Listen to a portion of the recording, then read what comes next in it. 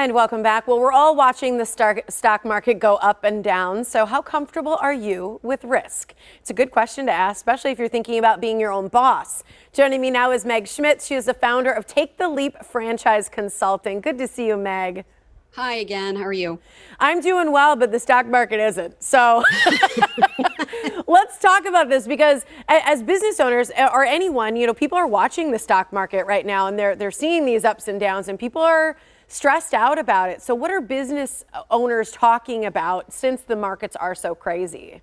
I'm a business owner, and we have to pay attention to the different impacts to our top line and bottom line.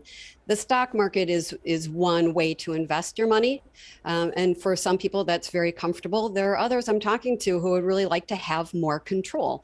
And so in this particular marketplace, I mean, you can still make money in a variable stock market. I will say that because I'm invested there too. But for those who want to have a diversification mechanism that they're really in control of, it's a great time to get into franchising. I've got a lot of great key performance indicators that suggest what the metrics are for return on that investment. Well, that's a great point, is that, yeah, these are facts, not feelings, right? You've got the actual numbers to show. And I think that's what matters to people when it comes down. So is it a good time to invest in a business with things being volatile and such? Absolutely. I run a monthly networking group in Milwaukee. So I've got my finger on the pulse of what our business owners, whether it's franchising or not, what are business owners talking about? If you look at your own behavior as a consumer, where are you spending your money? And so the fact of the matter is, and even back when I owned Great Clips, even in a recession, people were coming in to get their hair cut. If your car needs to be fixed, I just made an appointment for my car this morning. There are just certain things that as consumers, we're going to spend our money regardless of what's happening in the economy. Well, I think that's another point to just sort of touch on, is because a lot of people have heard all these things like the Great Resignation and people changing their priorities, and people thinking about different points of life and retirement and all these buzzwords, right, that we're hearing about. So what's your take on shifting priorities and, especially when you're looking at maybe investing in a franchise, even getting employees? Oh gosh, there's a lot to that question right there. The buzzwords are very important. People are taking notice of what the status quo is in their own lives, and what, as they're rejiggering their brains, what do they want to see shifting? Where do they want to see a positive impact? It's not always with a boss, with a paycheck. This is an at-will employment economy. The plug can be pulled on you anytime, and you're welcome to leave your job as well. So if you want to create an exit strategy, I'm a big advocate of if you have a good job and a paycheck, start with the end in mind. Create an exit strategy with an investment that won't take your full time, that doesn't cost $1 million, and that has a labor pool that is readily available. So you're generating revenue at a profitable level.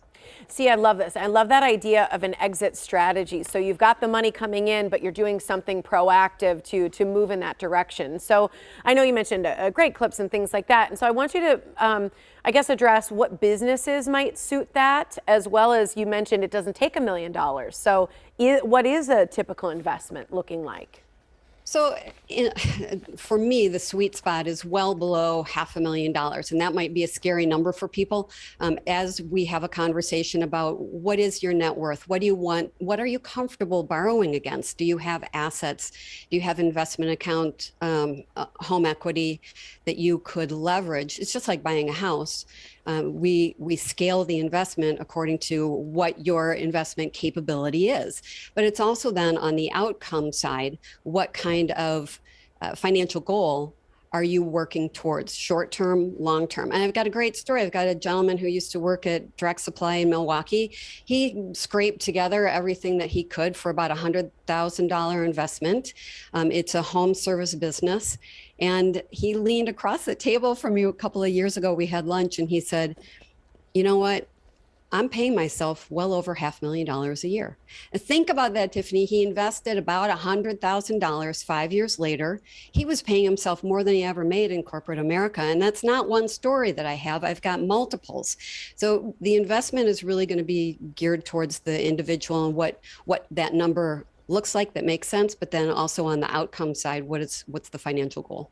I love that story, Meg, and I love that there's more than that too. I mean, we see small businesses come in all the time, people who take risks on a new franchise or a small business. We've seen it with somebody who went into a cookie business, and I'm telling you what, like every single grad party in the area is using that cookie business. So, I feel like there's a reason to be optimistic, and that's what I love about you. You're not this like super risk-taking person. You qualify yourself as risk averse in many ways, and I think that suits people to hear these positive stories.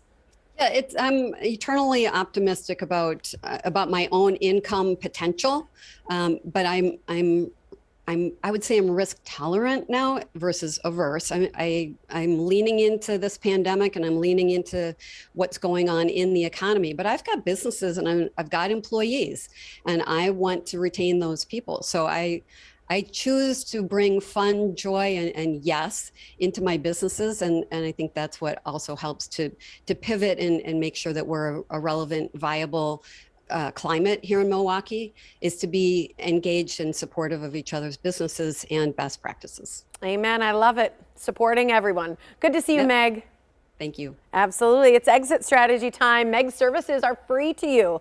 So for a free, no obligation 30-minute conversation to discuss that level of interest that you have and a possible direction of owning a business, call Take the Leap Franchising. Her number is 847-302-2601, or you can always email Meg. It's megschmitz.com.